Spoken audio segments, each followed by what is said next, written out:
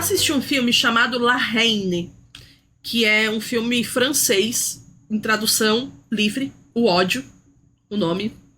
E é um filme de gente louca. Assisti no MUBI, tá? Recomendo, mas assim, eu recomendo tão fortemente, tão fortemente. Só que você vá sem saber sobre o que é. Não vê trailer, não vê nada. Eu não vi nada disso. Mas eu vi uma pessoa tinha me recomendado. Uma beldade tinha me recomendado já.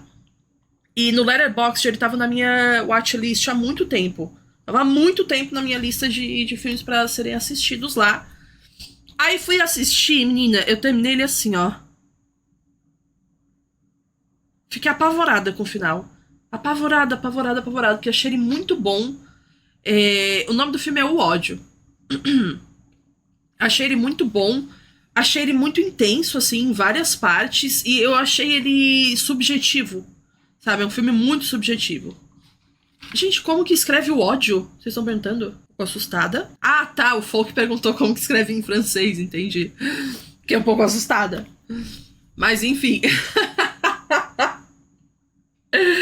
Enfim, vamos novamente, tá? Ele é um filme sobre o dia depois de uma manifestação que aconteceu na França, né? É um lugar lá da França. Rolou uma manifestação contra o Estado, contra a polícia e o caralho a quatro, porque dias antes, um dos amigos dele, do pessoal que morava ali naquele subúrbio, tinha sido violentado pela polícia. Sabe, tinha sido violentado pela polícia e tal, então os amigos dele, o pessoal, a comunidade toda tava revoltada e tava fazendo manifestações em toda a cidade. E aí, o filme inteiro é literalmente sobre isso. O filme se passa em um dia, sabe, vamos dizer assim, é sobre o dia seguinte a essas manifestações. Então, cara, é muito interessante ver. Primeiro, eu achei bizarro porque foi dirigido por um cara que tinha 27 anos na época.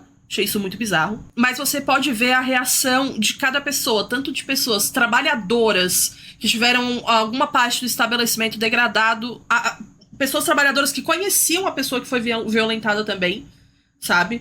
E também das pessoas que só estão com muito ódio, muita raiva, revolta, e você acaba, tipo, vendo o ponto de vista de todo mundo e entendendo todo mundo. Eu acho que isso ainda é pior. Entender todo mundo ainda é pior, porque você não consegue ter uma opinião forte sobre isso, sabe? Você só consegue entender as pessoas e se solidarizar com elas, mas não necessariamente comprar o lado de nenhuma delas.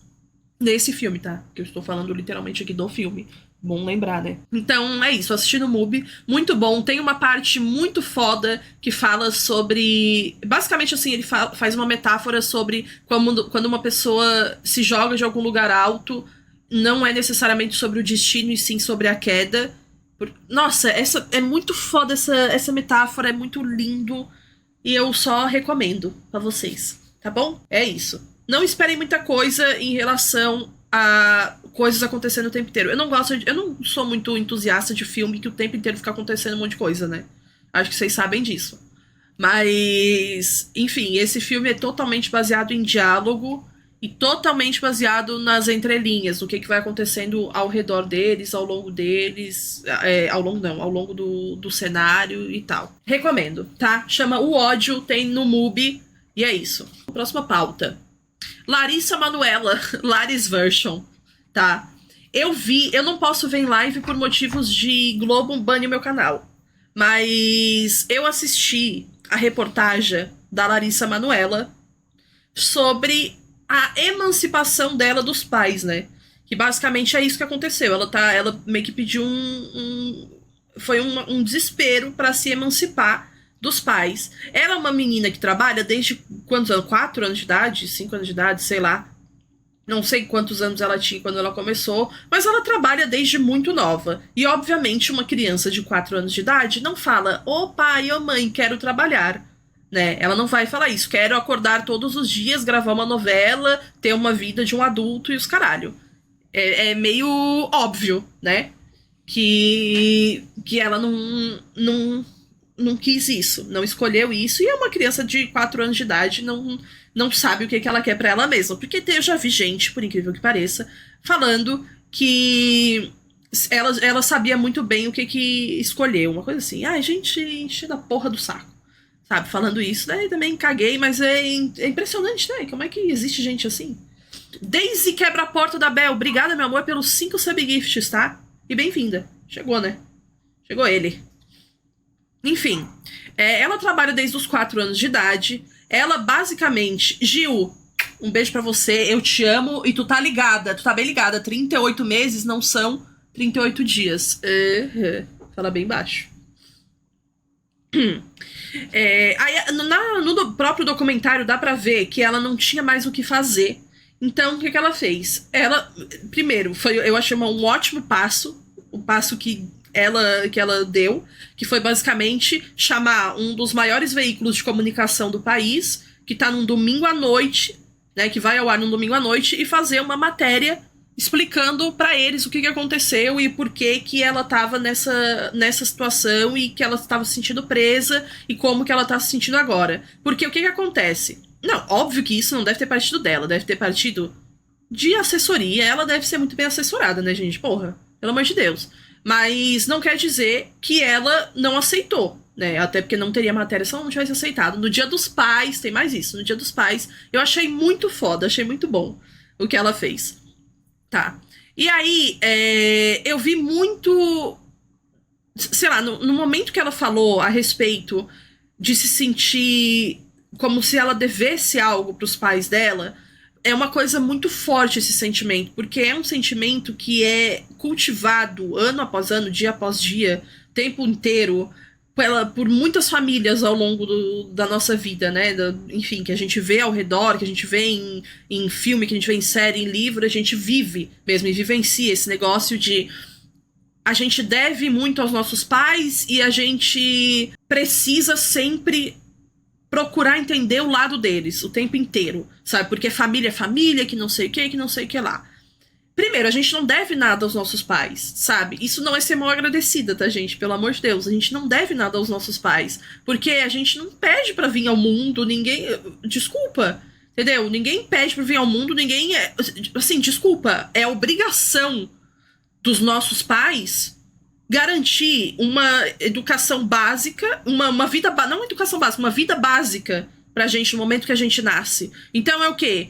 Alimentar, cuidar, entendeu? Dar afeto, oferecer amor, carinho. Isso é um dever, tá ligado? Eu sinto que isso é muito deturpado por conta daquele mandamento, porque a gente vive num país majoritariamente religioso, mas muito por conta daquele mandamento do honrar pai e mãe. E eu sinto que muito é perdido nesse desespero por esse mandamento, tá ligado? Porque ótimo que existe esse mandamento, beleza? Se você quer seguir ele, mas isso não quer dizer que você deve algo aos seus pais por eles terem feito o básico, sabe?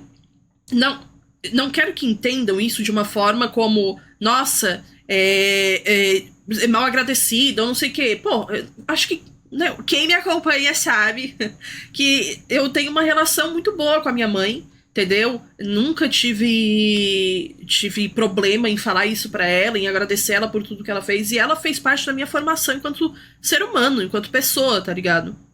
Tem nem o que falar sobre isso. Mas a partir do momento que as pessoas não têm esse tipo de relação, entendeu? Por exemplo, com meu pai eu não tenho a mesma relação que eu tenho com a minha mãe, nem perto. Nem perto. Não quer dizer que eu não sou grata por muita coisa que ele fez enquanto eu era criança, sabe? Mas era o básico. E querer cobrar as pessoas ao longo da vida, o tempo inteiro, querer atribuir aos filhos uma responsabilidade que não é deles, é muito bizarra. Entendeu? É muito bizarra. Mano, além dela ter falado isso de pra você, eu sou só o título de mãe, imagina outras coisas que eu tenho certeza que a Larissa não quis mostrar. Que ela falou bem mais pesadas, tá ligado? Bem mais pesadas mesmo, assim. Isso é muito bizarro, velho. Enfim, os nossos pais, eles são... É responsabilidade deles, no momento que eles colocam um filho no mundo, dar o básico pra esse filho, entendeu? Dar o básico pra eles. Então, isso quer dizer que ele precisa fazer tudo o que o filho quer? Não, porque isso não é o básico, né? Basta interpretar. O básico é você garantir que ele tenha alimentação, que ele tenha afeto e que ele se torne um ser humano civilizado. e cresça como um ser humano civilizado. Os nossos pais têm essa obrigação de garantir o básico pra gente, entendeu? O básico pra gente é garantir a alimentação, garantir que nós nos tornemos seres humanos civilizados e aptos a conversar em sociedade, a viver em sociedade, preparados para o mundo, sabe? Os nossos pais nos preparam para o que vem depois dali. Assim como um pai não pode ser culpado pela atitude de um ser humano adulto, né? Que é o que a gente vê muito, muito, muito. Eu já falei muito disso, acho que há uns 5, 6 anos lá no YouTube, quando eu falei do massacre de Columbine, porque eu tinha lido o livro escrito pela mãe do Dylan, que foi um dos atiradores, né? E ela fala muito como ela viveu 20 anos da vida dela, sentindo essa culpa eterna, pra sempre, assim. Como se a atitude dele, aos 16 anos, viesse por conta de algum momento, em algum momento ela errou em alguma coisa, em algum momento ela não percebeu alguma coisa. E é óbvio que isso é um caso, né, específico, não é uma coisa que acontece sempre, mas é um caso que foi ao extremo do controle parental, sabe? É um caso que eu imagino enquanto pai, eu só posso imaginar, né, enquanto pai, enquanto mãe, se o seu filho se torna uma pessoa com um desvio de caráter, ou que ele é conhecido mundialmente por ter matado outras pessoas, isso é uma coisa muito pesada. E na época, e até hoje, as pessoas culpam mesmo quem ficou, né? Porque ele morreu lá na hora, entendeu? Ele se matou lá também. Mas ela ficou. A mãe dele ficou. O pai dele ficou. O irmão dele ficou. Então, assim, as pessoas são desesperadas, como sempre, né? Porque elas são viciadas em seguir a lógica punitivista. Então elas são viciadas em procurar alguém pra culpar. Sobrou quem pra culpar? A mãe dele, né? Como é que a mãe dele não percebeu que o filho ia matar alguém? Como é que pode ela não ter percebido isso? Entendeu? Como é que ela não impediu ele de matar alguém? Sabe? Então, não, além da mídia, a mídia com certeza contribui nisso, porque a gente atrela a mídia ao que é falado na mídia, mas é muito. A mídia também, né? Informação e midiático, marketing, também é muito do que não é falado, do que é ocultado para gerar justamente falação, sabe? Então, muita coisa que não é falada também é falada nas entrelinhas, entendeu? É basicamente aquilo do silêncio, sabe? Se você tá... É o que a gente falou muito no passado em época de eleição, né? Porque se você permanece quieto e fala, ai, não vou votar nenhum nem outro, ai, não é pra mim, não quero falar de política, você tá falando algo nas entrelinhas também, sabe? Quando eu me recuso a falar, às vezes, sei lá, de um assunto que eu só não quero falar pra evitar as coisas, eu tô falando algo. Eu tô falando que eu não quero esse assunto porque, às vezes, eu não tô afim de lidar com a minha opinião, o que a minha opinião vai gerar sobre aquele assunto, entendeu? E é direito das pessoas, tá ligado? Fazer o quê? Acontece. Enfim, mas existe esse negócio de a gente precisa muito culpar alguém, sabe? A gente precisa muito culpar alguém. Então, nesse negócio da Larissa e dos pais, até mesmo as pessoas que estão do lado da Larissa, né?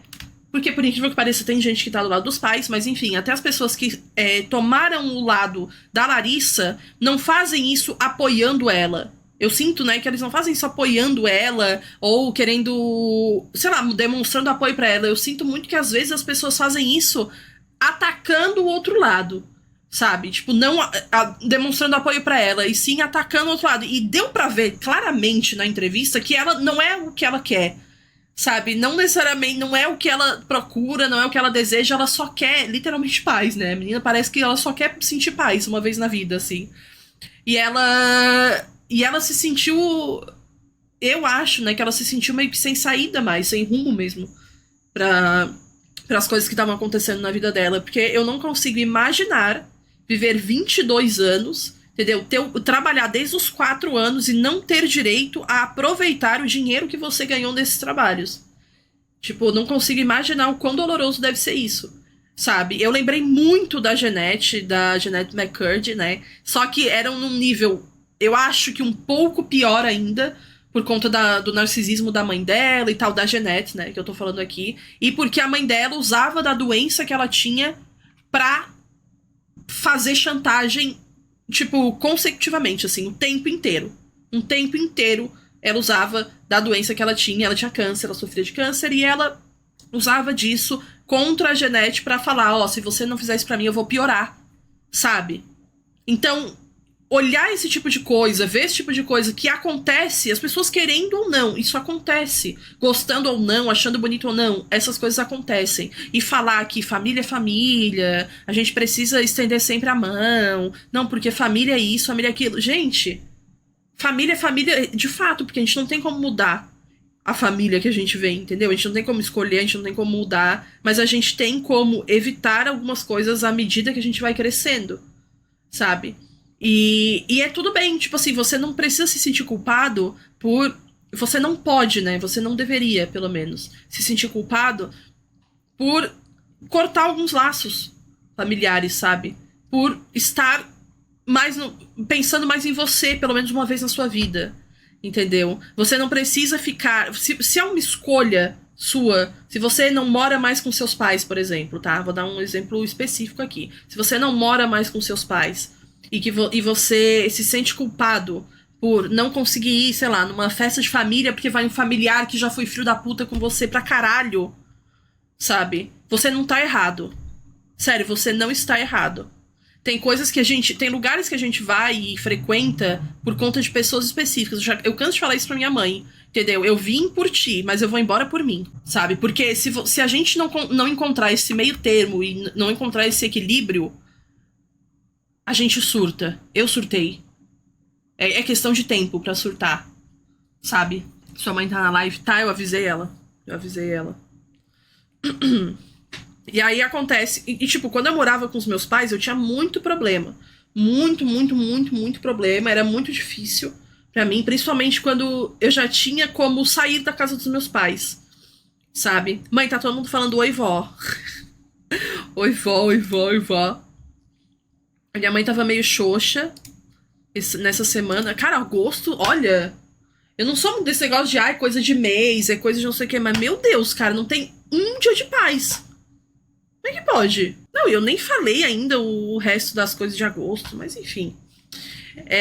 Eu tinha muito problema em lidar com várias coisas, por exemplo, várias atitudes do meu pai, quando eu morava com os meus pais. E isso eu sinto, hoje eu sei que afetou pra caralho a nossa relação. Tipo, a relação que eu tenho com ele, entendeu? Se a gente tem uma relação hoje, foi porque em determinado momento eu escolhi ter paz. Sabe? Eu escolhi ter paz naquele momento. Então, porque era ou eu escolher ter paz e perdoar várias coisas e muitos assuntos delicados, ou eu não ter mais contato nenhum.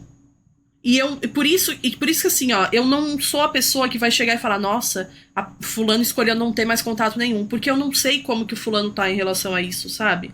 E eu não julgo porque eu poderia muito ser eu, entendeu? Poderia muito ser eu. Então, sei lá, eu acho que cada um sabe aonde aperta mais a ferida, sabe? Aonde o que suporta mais. Entendeu? Eu acho que cada um sabe, só a pessoa sabe o que ela tanca mais, sabe, dos outros. Aí ela falou: "Meu sonho é não ter mais contato, mas me sentiria grata". É da mesma forma que eu falei, você não deve nada aos seus pais. Eu sei que a gente tem o pensamento principal quando a gente pensa assim, pô, não tô afim de convidar fulano da minha família. Eu tive isso. Quando que eu tive isso? Ah, tá. Quando eu me mudei. Quando eu me mudei pra cá. Mudei aqui pra essa casa. E aí a notícia correu em família que eu nem converso mais. Não converso, literalmente não tenho contato. Sabe? Contato que é um grupo no WhatsApp que cada um fala uma vez a cada 3 meses. E aí quando eu me mudei, eu me senti culpada por não ter chamado as pessoas pra vir conhecer. Essas pessoas que me traumatizaram quando eu era criança, quando eu era adolescente, quando eu tava no início da vida adulta. Ou seja, tudo que eu lembro dessas pessoas são traumas, literalmente. São traumas. E quando eu me mudei, tive uma conquista que eu sempre quis a minha vida inteira. Eu me senti mal. Eu não chamei a pessoa. Como é que pode? Sabe? Só que foi muito tempo. Então eu pensei, não. Tô louca. Não tô louca por não querer, sabe? Não querer contato com a pessoa. Não querer que ela venha na minha casa, sabe? Isso é muito difícil lidar com esse sentimento, porque você acaba se sentindo Eu sempre lembro desse sentimento quando a pessoa luta contra depressão ou ansiedade ou algum transtorno que te dá muita ansiedade social. Eu tenho umas muito fortes, assim, e ultimamente piorou horrores depois da pandemia e etc. Eu já falei disso levemente pra vocês. E a forma com que as pessoas, às vezes ao nosso redor, que falam que nos amam, fazem a gente se sentir culpado por não conseguir, literalmente não conseguir sair de casa ou ir num evento ou ir num alguma coisa assim, é bizarro. E as pessoas não percebem. Por isso que terapia é bom nisso, né? A gente percebe na terapia que a gente sabe, né? Na terapia, tem certeza que a pessoa não percebe que tá sendo ou inconveniente ou a pessoa tá sendo egocêntrica, porque geralmente vem aquele negócio de, fui eu? O que eu fiz? Eu fiz alguma coisa? Entendeu? E tipo assim, não tem nada a ver com você. Eu não tô indo. É um motivo meu, não tem nada a ver com você. Sabe? Nossa, são poucas pessoas que realmente entendem. Se a doença não é algo que as pessoas, que esteja à vista das pessoas, é bem difícil delas associarem, entenderem e tal. Até mesmo pessoas que falam que são muito empáticas, nossa, que são puras, que percebem pureza nos outros, são observadoras, se preocupam e tal. Às vezes não. Às vezes a pessoa não se preocupa tanto assim. Ou então não observa tanto assim. Sabe? E é foda, tá ligado? Porque você se sente meio que num jogo. Eu me sentia numa sinuca de bico, onde. Será que eu falo que não tem nada a ver com essas pessoas? Ou será que eu só fico na minha porque eu já falei que era sobre mim? Sabe? Daí eu não sabia como que eu agia em relação a isso. Porque, sei lá, é meio complicado, entendeu? Porque também acaba passando pela nossa cabeça de tipo assim, acho que a pessoa não tá nem aí, entendeu? Se eu demorei pra caralho pra falar que não fui, porque, desculpa, tenho fobia, sabe? Não consigo ir. Eu literalmente uma coisa que eu não consigo fazer, estou no caminho para conseguir. E a pessoa, sei lá, usa algum artifício emocional em relação a isso, tipo, fulano vai ficar muito triste. Ciclano vai ficar muito triste. Nossa, que tristeza, não sei o quê. Eu acho que já sabe, já não é mais sobre você o negócio. Já virou uma coisa mais da pessoa tentando te atingir de uma forma mais com chantagem emocional. E é muito ruim passar por isso. Eu já passei e é muito ruim mesmo, assim. Primeiro porque você se sente um lixo, né? Primeiramente, você se sente um grande pedaço de cocô. Porque você não tem o que responder. Sabe? Você não tem o que responder. E segundo, porque você só fica o tempo inteiro pensando, caralho, eu queria muito ser diferente. Queria muito ser diferente, queria muito ser diferente. Você fica desejando ser outra pessoa. Isso é horrível. É horrível ficar desejando ser outra pessoa. Tá ligado? E é cansativo também. É bem cansativo. Deus me livre, gente. Nossa, não desejo pra ninguém. Ninguém. Nossa senhora. Mas qual a melhor forma de abordar? Eu saí de um relacionamento contra a minha vontade porque ele teve um episódio depressivo e recusou toda e qualquer forma que eu tentei ajudar. Então, ô gatinha da Bela Bandida, é isso que você precisa entender. Você não tem mais o que fazer. Porque não é sobre você. Entendeu? Se você acabou de falar isso. Eu tentei de toda forma ajudar e foi contra a minha vontade que eu tive que sair do relacionamento. Tudo bem, mas você pensou na outra pessoa, entendeu? Você já fez isso. Você já fez tudo que você podia. Você não tem mais o que fazer. Você não é, sabe, não é um super-herói e tal. Às vezes a gente acha que é, né? Porque a gente ama a pessoa, a gente quer tentar ajudar, a gente vai falar e a gente vai resolver e tal. Mas às vezes a gente não consegue. É uma responsabilidade que a gente não pode colocar na outra pessoa. Nem quem sofre, né? Nem a pessoa que sofre com transtornos e tal, nem a pessoa que não consegue ajudar. É meio foda. Às vezes o que as pessoas precisam é de um tempo sozinha, exatamente. Muito bem pontuado aqui. Não, eu não terminei ainda falando da Larissa Manoela. Comecei a falar de família. Foi pra casa do caralho já e esqueci de concluir, né? Mas, enfim. O que acontece? A Larissa Manoela não errou em nenhum momento, nem quando ela procurou o Fantástico pra exibir a matéria no Dia dos Pais, nem quando ela quis falar pro Brasil inteiro o que ela tava passando e tal, porque eu não consigo imaginar a exaustão dessa guria. Não consigo imaginar a exaustão dessa guria não conseguindo ter acesso, ter direito às coisas que eram dela por direito. Entendeu? Além de tudo, ela só se fudeu nisso tudo, porque os pais mentiram pra ela também, em relação à porcentagem de empresa. Sabe? Os pais ainda mentiram pra ela. Você tem noção disso? Eles falaram a vida inteira pra ela que era 50-50 e as pessoas falaram assim, ai, burra foi ela de acreditar. Cara, os pais dela falaram isso, sabe? Como assim o primeiro pensamento seu é burra foi ela de acreditar, sabe? Não, ela e a Taylor precisam muito da aula pra ler contratos, entendeu? É lógico que foi erro dela confiar e acreditar, é óbvio, né, que foi o erro dela. Só que ela era uma criança! Tipo assim, são os seus pais que te levaram pra fazer os testes, te levaram a vida inteira pra trabalhar no que você tá trabalhando agora. Não vai ser a primeira coisa que você vai pensar, ai, nossa, será que os meus pais estão realmente... será que realmente é 50-50 a empresa? Óbvio que você não vai pensar isso, né? Ah, sei lá, se você pensa isso, você é um ser humano diferenciado, né? Iluminado, vamos dizer assim. Mas tendo uma relação boa com seus pais, que é o que ela tinha até então, você não vai pensar isso, entendeu? E nenhuma criança deveria, pelo menos, pensar isso. Nossa, Saturne, sim, velho. Tem que ser, sei lá, mano. Desculpa se tem alguém aqui que fala que ela errou em trazer à tona, em levar pra mídia e tal. Mas, porra, sei lá, velho. Você é muito deturpado das ideias se você acha que os pais dela estão certos nisso, sabe? Não é um bagulho de tipo assim, nossa, joga os pais aos leões e os caralho a quatro. Mas eles foram muito filhos da puta. Nossa, gente. Isso é coisa de cuzão mesmo, assim. Sabe? O que eles fizeram. Deus me livre. É aquilo que eu sempre falo. Como é que dorme à noite? Mas quem é ruim dorme à noite e dorme bem ainda. A gente que se fode.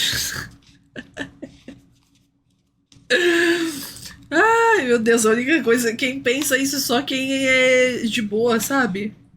Com as pessoas. Porque eles dormem ainda pensando, casinha de Orlando, bora botar pra vender, né? Dormem assim, tá ligado? Gostasse, Rabona, da minha brusinha. Maria Clara falou, ela criança jamais devia ser cobrada pra se proteger dos pais. Na verdade, a legislação devia prever uma estrutura estatal pra garantir os direitos das crianças trabalhadoras, né? Sim, Maria Clara. Nossa, mano, isso é um papo que rola há muito tempo já. Sabe? Porque é um bagulho que rola, não é só no Brasil, né? Não é só que... Tanto que a gente tem um exemplo recente por conta do livro da Jeanette. Tipo, tudo que a Larissa falou na entrevista dela, no livro da Jeanette, a Jeanette fala de uma forma muito mais... Como é que eu vou dizer pra vocês? Ela fala de uma forma muito mais crua, sabe? Porque ela viveu aquilo. Então, olha a Russi, engraçado. Porque ela viveu aquilo. E no momento que você vive aquilo, você não vai ficar... Como que eu vou dizer pra vocês? Você não vai medir as palavras tanto quanto a gente, por exemplo, que não viveu aquilo, sabe? Óbvio, né? Porque quem viveu tem muito mais propriedade pra falar. Igual, sei lá, qualquer pauta. Se a pessoa viveu, ela vai ter mais propriedade pra falar do que uma pessoa que só estudou sobre, sabe? Nem sempre, mas 98% das vezes sim. 98% das vezes sim. Mas enfim, Larissa Manoela, conte comigo pra tudo. Larissa Rainha, paz, nadinha, tá? Tudo, eu só vou estar consumindo as coisas da Larissa Manoela se for Laris Version. Anunciaram que ia ter... A Netflix anunciou alguma coisa dela, eu quero saber exatamente como que é o contrato, se é na empresa dela ou se é na empresa antiga, porque senão não estarei vendo. Não estarei consumindo, tá? Se é na empresa nova, estarei consumindo. É Laris Version. Estarei consumindo. Então é isso, tá? É isso.